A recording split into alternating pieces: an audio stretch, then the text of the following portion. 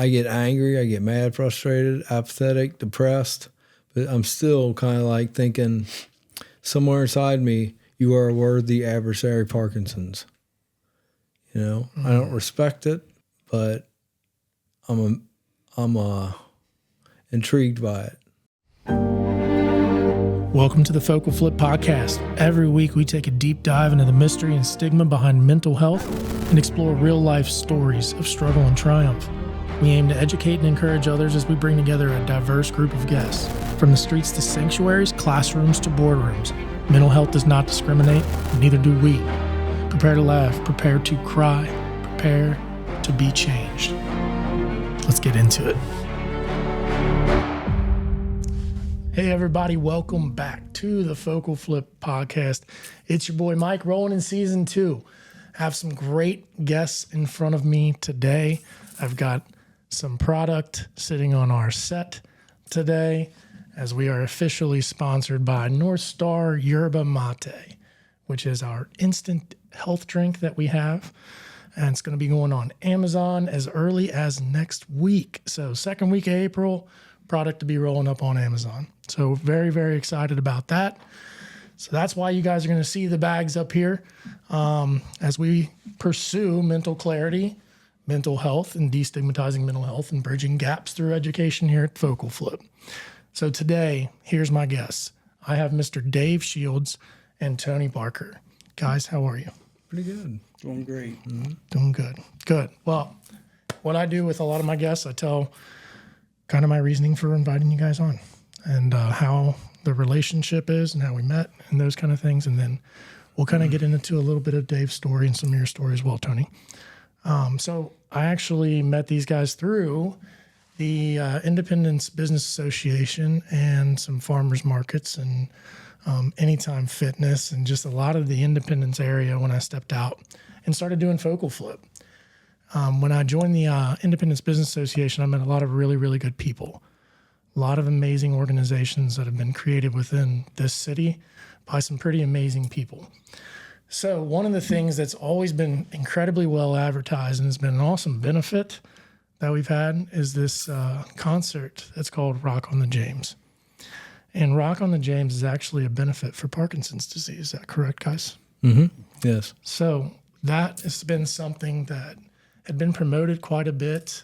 I had seen Mr. Shields here and Tony at some IBA meetings. I've actually heard Dave speak and talk about promoting the event at the Business Association. So for me, I've been a little bit sporadic with my independent stuff, and I wanted to bring Dave on to kind of learn about his story and the inspiration behind the benefit, and for me to be educated on the disease that is Parkinson's. Tony and Dave have an awesome relationship that I want to learn about, how their friendship came to be, even with them just pulling up today and seeing that friendship and kind of the camaraderie. And it's just, they're fun. And I'm excited to go through that, guys. So without further ado, Dave, can you tell me, number one, Parkinson's disease? I feel ignorant as far as to what all it affects, how it works. So if you wouldn't mind kind of teaching us a little bit about your story on when you were diagnosed with this disease, what was maybe life like prior to that, before and then being diagnosed? Life prior to my diagnosis was great. I could play guitar, I could fish, I could make love to my wife, I could do all kinds of things, now that seem like just problematic. Yeah. I was diagnosed in 2009. Okay. After about a couple of years of going to different doctors, I started my chugging hand, my playing hand, picking hand right here. It wouldn't move right. And I thought that I was having problems with carpal tunnel. They diagnosed me with carpal tunnel. I'll see if I remember this. Carpal tunnel syndrome, then cubital tunnel, then back to carpal tunnel, then focal dystonia, something called compartment syndrome. It was in 2000, and that was 2007 to 2009. Wow, that's 4. 2009, It's the first time a doctor ever told me, I think you have Parkinson's. And a symptom was called cogwheel rigidity. Like throwing a football for me or a baseball or anything, throwing the ball to my dog, whatever, is so hard for me now. But it used to, you could hear my shoulder click. Really? Yeah, when I'd make that motion, that throwing motion, it doesn't do it anymore. That's one of the things that the medicine actually helped. The doctor said, I think you have Parkinson's. I went, you're crazy. It's a old person disease. I didn't know anything about Parkinson's either. I went to University of Cincinnati, one of the preeminent doctors in the area of neurology and Parkinson's disease, named Dr. Alberto Espay. Okay. Works at UC. And he said, yeah, you have Parkinson's. My wife wanted to get a third opinion, so we went to the Cleveland Clinic in, I think, January 2010. And they said, yeah, it's Parkinson's. Because there is no test to definitively tell Parkinson's. It's pretty much ruling other things out. The whole process is really ruling other ones out. Yeah. To get down to Parkinson's? Right, wow. yeah. So man, I was officially diagnosed in 2009. I started treating at UC in 2010. Wow. How old were you at this time?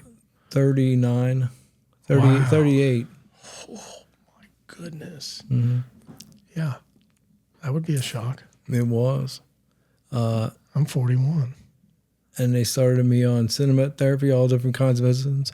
I was trying to think of all the medicines I'd taken to date. I can't remember them all. Wow. Plus, I had, in 2020, I had deep brain stimulation surgery, brain surgery. Yeah.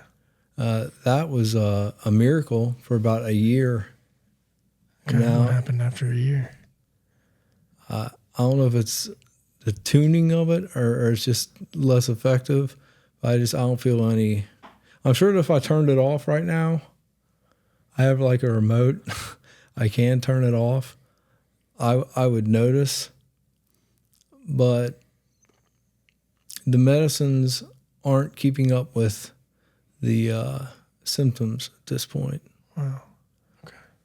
Which is pretty disheartening. Yeah. I'd say.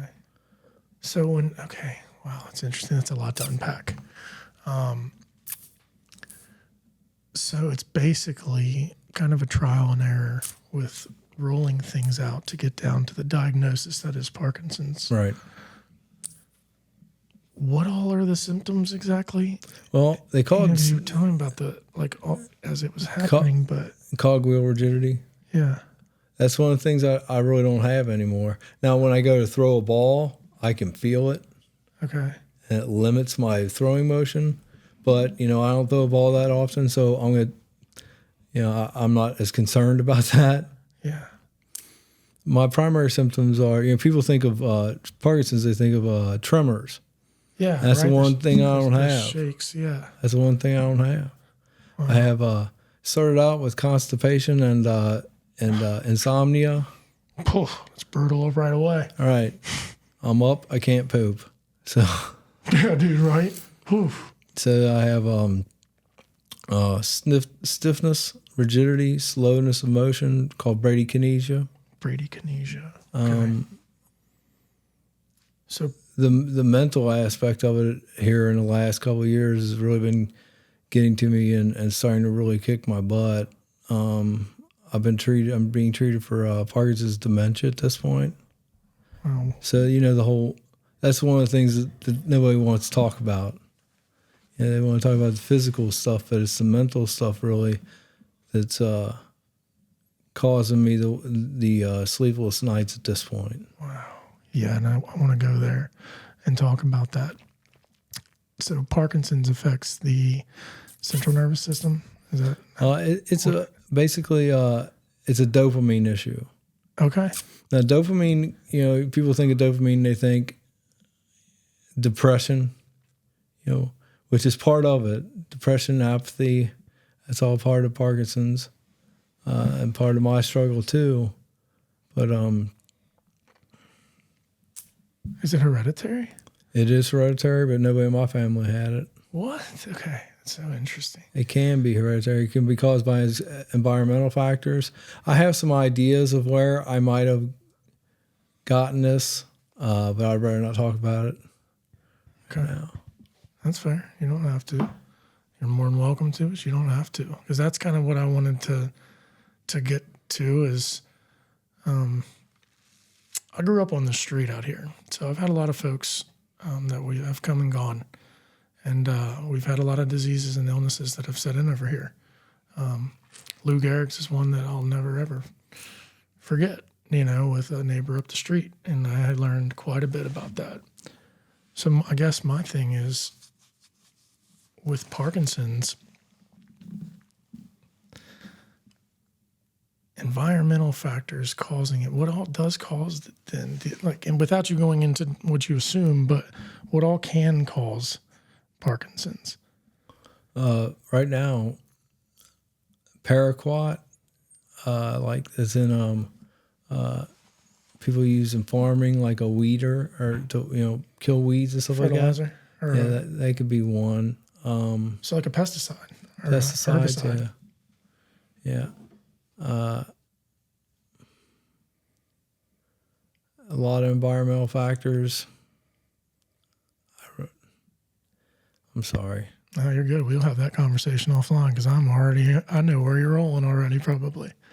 So it's all good. I've got a son-in-law and a brother-in-law that has it, and that has Parkinson's as well. That has Parkinson's as well. The one brother-in-law, he used to work for auto body, and probably painted I don't know how many cars. I don't know, if that environment. Now, the son-in-law that I have who had it, similar. He worked at a place that was manufacturing, and there was a lot of powder in the air, but he also painted cars as well. So I think it's probably an environmental I would agree issue with you that guys. causes it. That would make sense. That would make a lot of sense. There's a lot of stuff that's being sprayed out there too. Yeah. A whole lot that comes directly in contact with our bodies. That's why I'm so fascinated and I want to know. Right. Because I like to understand things immediately, but I want to know how we can change it or impact it long term, period. And those environmental factors are kind of some of the things that's inspired me to start some of the stuff that we're doing, So I appreciate you sharing that. Tony, while we're on you here, how do you guys know each other? Well, we went to EKU at different times, which doesn't make a lot of sense, but Dave was actually a fraternity brother of mine about 10 years after I left EKU. I didn't know Dave during that time. I didn't know him until I took over as alumni president, and I started visiting some of these alumni, and his band was local, so it was easy. And then, I've come to know Dave. I know he's a great person. I know his family. They're great people. And, this was, trying to think, 2018, 2019, because I knew him a little while before the brain stimulation surgery. Yeah. And then I formally retired from full-time work in 21, and that's when I decided to try to help Dave more and more with this. Because the thing that drew me to it is not only seeing Dave and his struggles, but all this money we raise stays local, and it goes to the Cincinnati organization to help those with Parkinson's and their caretakers. Let's go. Yeah. That's awesome. Yeah, I appreciate that so much. I appreciate that very much. And that company is the organization, I should say. They've been great to work with. Yeah. Wow. So tell me about your band, playing music. How long have you played music? I mean, he's just said it right here. We'd go find where he's playing. So we got to get the backstory on this talent. Well, I started playing guitar in 5th grade. My 5th grade teacher was a bluegrass guitar player in a band called Muddy River Band. Their big claim to fame was they did a show on Bob Braun every year. Bob Braun show, you remember that? Yeah. one day him and his banjo player came into our class and played for us. And it hit me. I got bit by the music bug. Now, years later, this is a kind of a side story, but it's pretty important. When I was in high school, senior in high school, I got a job at Bonanza Restaurant in Newport because there was a particular guitar that I wanted to buy. And that's where I met my wife. Oh, that's cool. We didn't start dating until college, but started dating in college. I went to a family. It was a retirement party for one of her uncles, and there was a all-female band playing down in the party called Wild Rose. They were all a country band. They had a couple videos on CMT at the time. Well, I'm sitting there listening to them. Well, that's pretty good. I like this. I look over and there's my 5th grade teacher standing there. He's 6'8" or something crazy like that. You can't miss the guy. He's a giant. I walk over and I say, "Hey, Mr. Leeson, how you doing?" He goes, "Dave, yeah. You can call me Wayne now." I said, "Oh, well, thanks. What are you doing here?" He goes, "You remember Pam, don't you?" Pointed at the singer of that band. And it was the woman that came into our class with him when I was in 5th grade. No way. And it was my wife's cousin. That's wild. So Your wife's cousin. I don't believe in things happening by chance anymore. God has a plan. And yeah, that gave me chills. Yeah, that's all him. I knew that he led me to her because she was the one that was supposed to make me miserable for the rest of my life. I love it. I'm kidding. What's your wife's name? Lori. Lori. You want to apologize for me? Not at all. Don't you look at me for this, bro. You hung your neck out on that one. Yeah, I would have. He apologizes. I would have used to blame that on the Parkinson's. That was my go-to get out of things card. Like, "Oh, I'm sorry, Parkinson's." There's my own personal. There's my own personal Frank's Red Hot sauce. I put that shit on everything. But he said, "I just go Parkinson's." Yeah. I'm sorry. Nothing else. But I used to do that until like the last couple of years, 2 or 3 years. The mental aspect of it has really been just beating me into submission. Let's talk about that. Let's get in there, Tony. I want you chiming in too, okay? Because this is what I do. I mean, the mental aspect is a very, very tough thing to understand, and it can absolutely be defeating, and it can actually, be amazing impact. But when it comes to the mental stuff, y'all, this is it. We got 3 dudes on a podcast right now. We're going to share this thing with you all after we're done. But this is the whole point of this mental stuff. You can see with us, our ages, a little bit older guys than some of you younger whippersnappers. But for us, we didn't really talk about this or necessarily understand the impact of mental health and mental struggle. Okay. We understood what it takes to go and perform and do well and those kind of things. But then what do we do when we're faced with situations that we're not used to, especially with who we're with every day, our family, our friends, the frustrations that we have. So right away, I want to talk about this is what's important when we talk about this. Dave's already mentioned it a couple of times, saying, but the last 2 years, the mental aspect. He said it again, the mental aspect. Guys, it can be detrimental to your experience on life, okay? And it takes people, all right? It takes people. It's not something you can do on your own. We try to do it. Our pride tries to do it on a lot of these things. But us being this opportunity to be open and talk about it, it's what it's all about. We're all here to sharpen iron with one another and teach you guys what it's like so we can be better for one another. So let's go there. I want to talk about that. 2 or 3 years ago, I get back to the band, White Liger band I was in. I kind of blew that up, and I feel a lot of guilt over that still today. Some of the guys I was friends with, not talking anymore. But I went back to a doctor to talk to him about it because I started seeing signs that I didn't like in myself. And now I'm being treated for Parkinson's dementia now. And dementia has to do with delusions, forgetfulness. Like I tell people, it's like I'm reading from a teleprompter and it just goes blank. Oh, wow. It's not like trying to find your words. It's like your words are just gone. Hallucinations. I started out getting hallucinations. Like I'd see little bugs, gray bugs or gray shadows, gray people. I was in Dublin, Ireland, September. That's when I had my first full-on hallucination. Oh, no. Okay. I can talk about what it was, but I'll just say that I know it wasn't real. And that's kind of a really scary situation to be in. I got extremely depressed. Anyway.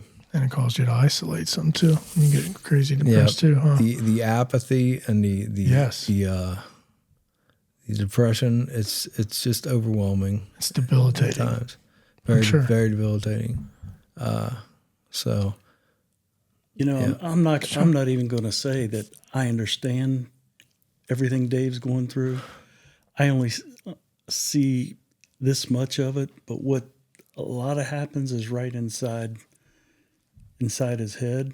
Yeah. And like you said, it's I can only imagine. I can imagine going blank. Yeah. While you're in the midst of, right. And then that alone, the impact on yourself. Right. Well, yeah. When that happens, right? I try not to get involved in conversations like something like this one, because somebody will start talking.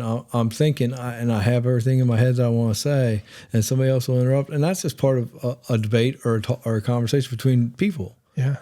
I'm not blaming anybody, but if you do that to me, what I had is most likely just gone.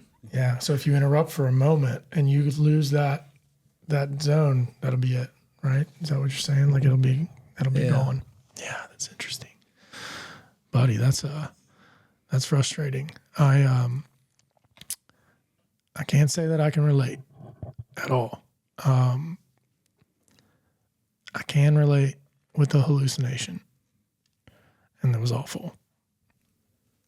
I had delirium tremens and hallucinations from my alcoholism, and my hallucinations first started with sound. It wasn't visual. Your voices. It was. I would keep hearing music playing or like the phone ringing, and I would be going everywhere to try and find this sound, and it would be like a common song that I would have or somebody's ringtone that would be, but then all of a sudden it would just be playing in my head and at any time, and then all of a sudden I would just try to be looking for where this was, thinking that I have everything turned off, and turn into like an obsessive compulsive type thing. And I can't imagine the visual portion. That I know that I was terrified and I didn't know who to talk to or what to do at all, because I didn't want to sound like I'm crazy. And man, buddy, I used to make fun of it, make jokes about it, but then when it started happening, it wasn't so funny, Sure. Yes, directly affect that, and combined with the physical stuff with the the motor issues and the falling. I fall a lot. Wow. My feet will I'll be walking, my feet will just decide, okay, we're done. And so I either catch myself or I don't. I'm just kind of waiting for the big one to happen when I'm going down some stairs one night.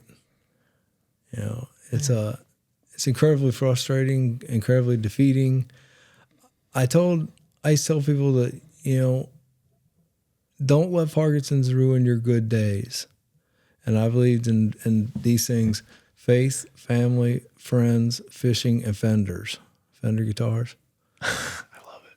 But I was telling Lori the other night, we were laying in bed talking, and I said, I think that what my problem right now at this stage is that all the things, all the shouldn'ts are becoming can'ts.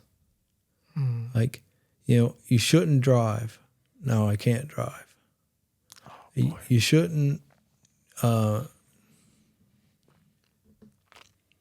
hold my granddaughter while I'm walking around. I can't do that. It's not safe for her. It's not safe for me. Mostly it's not safe for her. You shouldn't play guitar in a band where you're out jumping around the stage. Well, no, I can't do that anymore.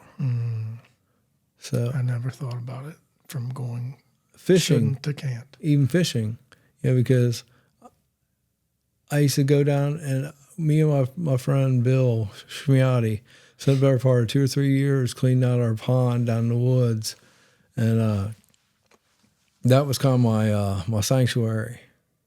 I get down there a lot at night when I couldn't sleep because of the insomnia. Yeah. And I just fish all night, me and the dogs. Go down there, light a fire, hit the dogs, and fish. Now it's not safe for me to do that anymore.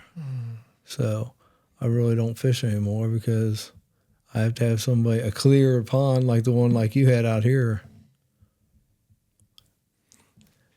Did you hear that, Lori? But still, I need somebody to take me, and drive me, and I feel like I'm becoming this a burden. Which is something else, it's just... Tony, how you feel when you hear him saying that and being his friend and seeing that since the last couple of years? It breaks my heart. Yeah, me too. I'm getting close to getting emotional. We're at the gym one day. I can't imagine, man. Yeah. Well, you saw Dave walk in here. Yeah. We're at the gym one day, and, I'm sitting there on a machine or on a bike or something, and all of a sudden, out of the corner of my eye, I see this go past down the hallway. I'm like, looked up, and it's Dave. I said, how do you do that? You can't, you struggle to walk. And he's like, I don't know what it is, but I can run, but I can't walk. I can run like the wind blows. Oh, no way. Yeah, even if I can't walk, if I'm in a position where actually run? I can run, but I can run great. If I can get ahead of steam, get going, I can run. And then the falls don't happen when I'm running or anything. It's as much as this disease sucks, and as it does suck, I'm amazed by it too. I don't claim to understand a lot of it or be like a brain surgeon, but I know what happens to me. And I get angry, I get mad, frustrated, apathetic, depressed, but I'm still kind of like thinking somewhere inside me, you are a worthy adversary, Parkinson's. I don't respect it, but I'm intrigued by it. And I don't know if Dave realizes how mentally strong he really is. Dude, I've been sitting here thinking the whole daggone time, boy. I just haven't chimed in on it. I realize it, but, I know it takes over his whole world. And, that's where I have an immense amount of respect for him. Not just what he goes through every day, but for wanting to give back to people who have it. Yeah, buddy. Dave now knows my family. Boy I mentor in Covington has come out and fished with Dave, and they both had a great time. That's the kind of things that I like, I like to see. He's a very giving person, and his wife is as well. It's just an amazing guy. He really is. Yeah, I love that. I always try to put myself in others' shoes, and as you were sitting there explaining that process from 2007 to 2009 and then 2009 on and then into the last 2 years, I have a lot of respect for you. You, number one, just talking about this is pretty cool for the dementia portion, because I'm trying to imagine myself going blank at any given moment and being stripped kind of away of the activities that I love to do, and then go from shouldn't to can'ts, and then to go and walk your way back through to what you're encountering right now. You nailed it to a T. But your mindset and your outlook and you showing up says everything. Yeah. I'm very grateful, and I respect the hell out of it, because I wasn't sure. I didn't know much about this stuff. Genuinely. I just know I want to surround myself with good humans. And I've said that since I started business stuff, even with Flip. I don't want people that are greedy. I don't want ill-willed people. I want good human beings that want to give to other people. The fact that you're encountering this right now as we speak and then still have the inspiration to go help others is awesome, dude. Thank you. When did that start? When you first realized you wanted to start helping others? I got involved with the local Parkinson's organization called Parkinson Support and Wellness of Greater Cincinnati and Dayton. Okay. In Northern Kentucky too. ParkinsonCincinnati.org, by the way, is the website. If you want to check it out. And they help people with Parkinson's and their caregivers to live better lives, live full lives. And I thought I wanted to do something that stays local. And something that, there's all kinds of, I'm not saying there's not enough money raised already for research into cures. I'm saying that's already being done. And this is kind of a different toolbox that they're using, So I went to them. They have a 5K every year, a 5K run walk called Steady Strides. And I had a team in that Steady Strides a couple of years. And the last year we did it, 2014, I had over 100 people on my team. I had a party at our house afterwards set up, and for everybody that was on the team and their families, whatever, come on over and enjoy the pool, enjoy some food and some live music. We had 6 bands play in my driveway. One of my fraternity brothers, Tim Clark, came up to me and he goes, "You know what? This is what you should do." I said, "What do you mean?" He said, "Well, the bands, the concert." So the next year we took that idea and we went to the Southgate House Revival in Newport. Okay. And that was the first official rock concert. I count the 2014 one as the first one. Okay. But 2015 is the first time we did it outside of my house. That's cool. And been growing ever since, except for we had to cancel the one in 2020. 2021 was a down year after that because we had to switch venues for that year. But ever since we started, pretty much it's been making money. Last year we were the presenting sponsor for Steady Strides. Oh, that's awesome. So that was nice. That's really cool. How much did we raise last Congrats year? on that. It was over 11,000. 11.5, I think. 11.5. Oh, Okay. Great job. That's awesome. Right. And that's all. I mean, there's so many people here locally that support this. The city and community of Independence is just fabulous when it comes to this. Heck Yeah, they've been very, very kind to me. I love that. Yeah. That's the experience I've had with Independence folks too. Kind of that's why I came back. That's good to hear. This is the first year though this took a lot of inspiration, I think, and myself and Rob Gent in Dave's ear. But this is the first year Dave won't be playing in the concert. Okay. My meds cause, it's kind of like a damned if you do, damned if you don't. If I don't take my meds, I'm like this. I'm like a zombie or the mummy. But if I do take my meds, then I get dyskinetic, which is what people think are Parkinson's. You see Michael J. Fox? Mm-hmm. And when he's writhing and so that's not Parkinson's. That's his side effect from the Cinemet that he takes. Oh, really? Yeah. Wow, I didn't know that. So, yeah. Right now, I took my medicine before we left the house. I could feel myself getting, so everybody's going to be able to see that. It's pretty difficult to play guitar, as you can imagine. Yeah, man. I've been thinking about this forever. Yeah. So how in the world? What I do when I played is I just wouldn't take my medicine because I could still function a little bit and I could walk a little bit, and I could play. But here lately, I mean, the medicine isn't working as well. So I just didn't think that not taking my medicine anymore, because I have to play, is a viable option or even a smart and intelligent thing to do. Sure. Yep. No, So I understand. I just decided until I can do it on the correct terms, I'm just gonna hang it up. Yeah.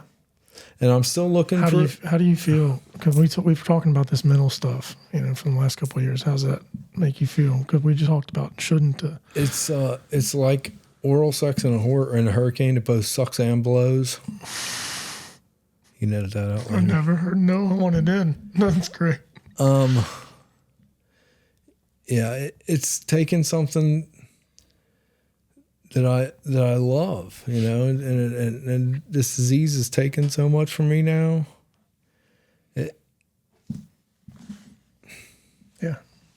Yeah, it just hits you. So when you think about,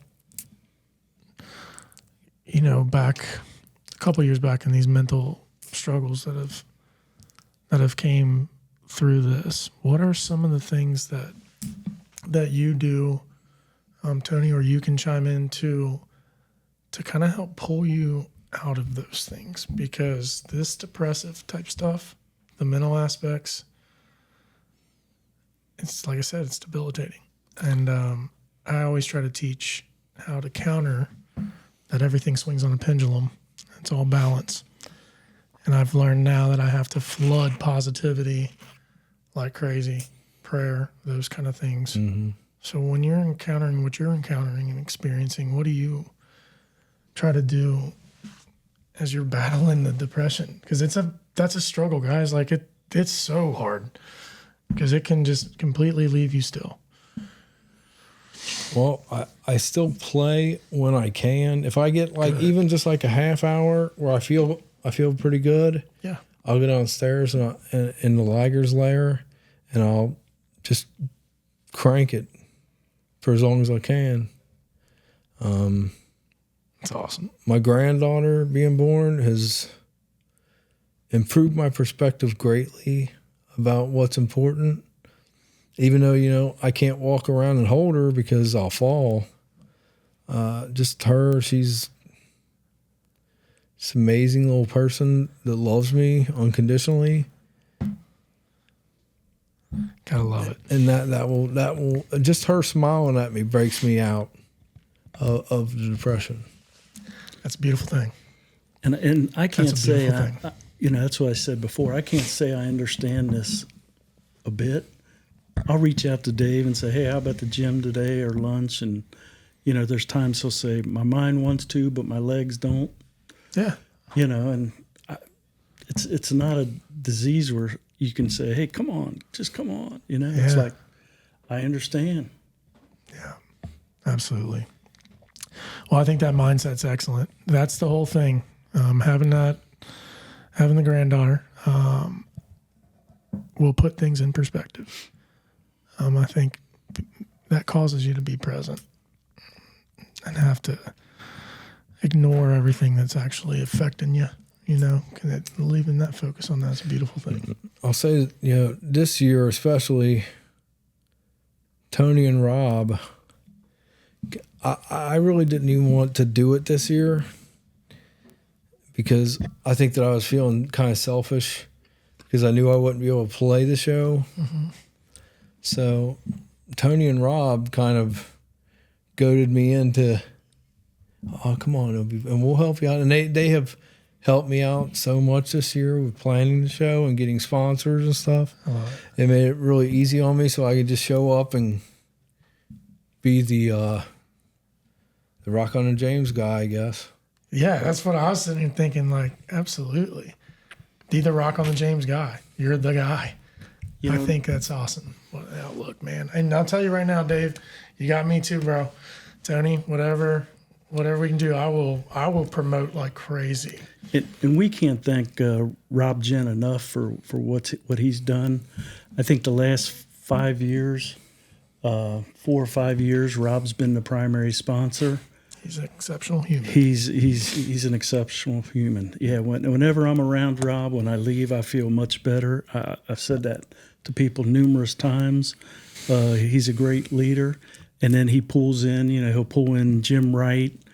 From Independence Cleaners. From Independence Cleaners. Jim's awesome, too. Jim's awesome. Jim and Rob got in a bidding war this year to be the presenting sponsor for Rock on James.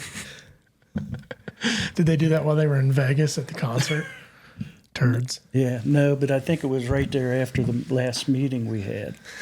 And then we reached out to Raging Ricky's because we were looking for some kind of food truck to be there. Mm-hmm. Rob reached out to Rick, and he was more than happy. I think he's going to donate a portion of his sales back, which awesome. And let's go. I think that's amazing. That's fantastic. And then we've got other people around Independence too who give their share. I think, what do we have? Paul Hall, Dan Childress.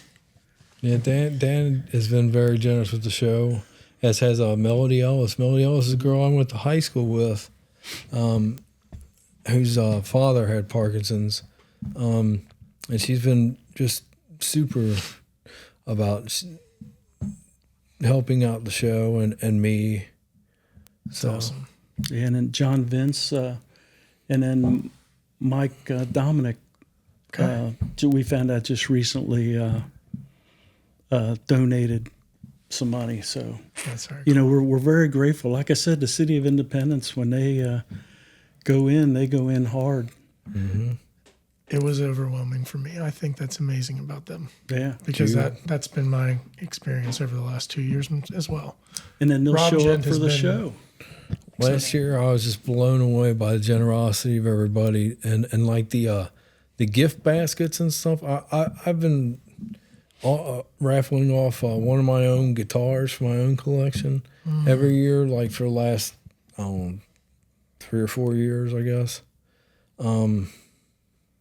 Which means that my wife will have to constantly restock my guitar supply. I'm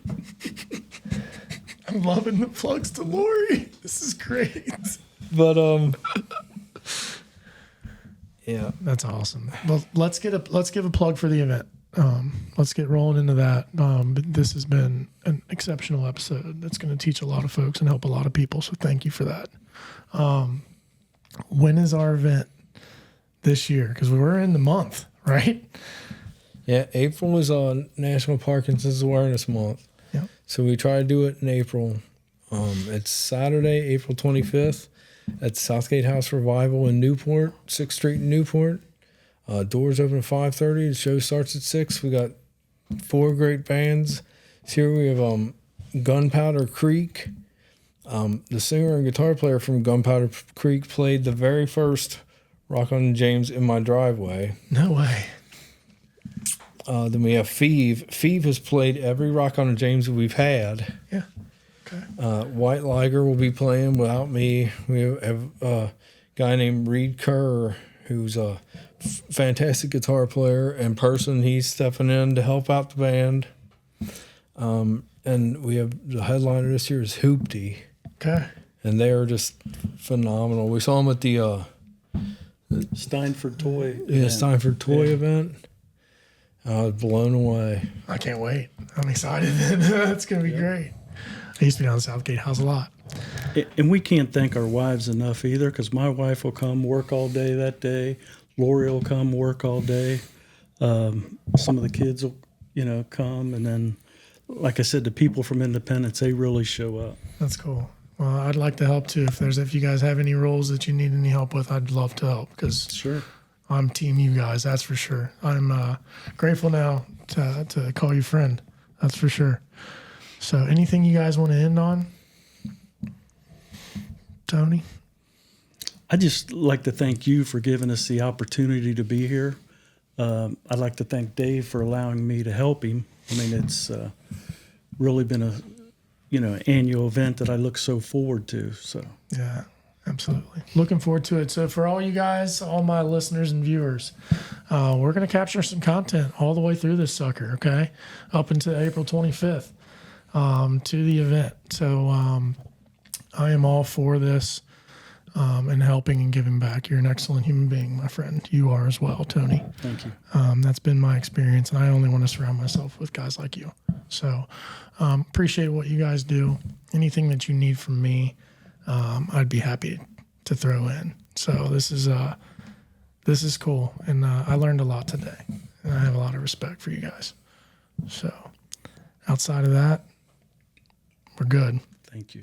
No problem. Thank you. Hey, no problem. All right, guys, hit like, hit subscribe. We'll have this episode out to you. It's going to be Monday at 7 a.m., the FocalFlip Podcast. We love y'all. Thank you, guys. We're out. My man. Let's go hot. Let's go here. Dang. See you guys. So guys, you should like and subscribe and like hit that Okay, I can't get it. okay. I'm not used to this. Hey guys, subscribe to my dad's video and just like the bell. Hit that like and subscribe button, hit that bell. And stay tuned. Love y'all. 100%. Love y'all. We're out. I love that.